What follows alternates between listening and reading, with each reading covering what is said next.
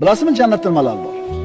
Nimalar yo'q? Kasallik yo'q, kiyimlarda chirib ketishi yo'q, o'lim yo'q, qarilik yo'q, abadiy yoshlik, ichi tashi ichidan ko'rinib turadigan xonalar, ko'z ko'rmagan, quloq eshitmagan ne'matlar, ovozi musiqa bo'lgan ohu ko'z hurlar. Salqini kengligi 100 yillik masofaga teng bo'ladigan daraxtlar. Uzunligi, kengligi 60 mil bo'lgan chodirlar.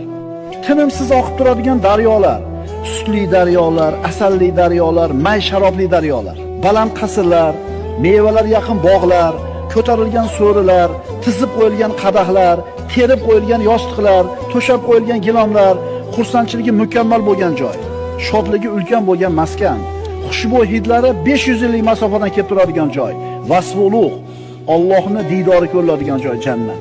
Jannatga kiramanmi, kirmayman, birodar? Shafoat bor. Payg'ambar sollallohu alayhi vasallamning shafaatlari bor.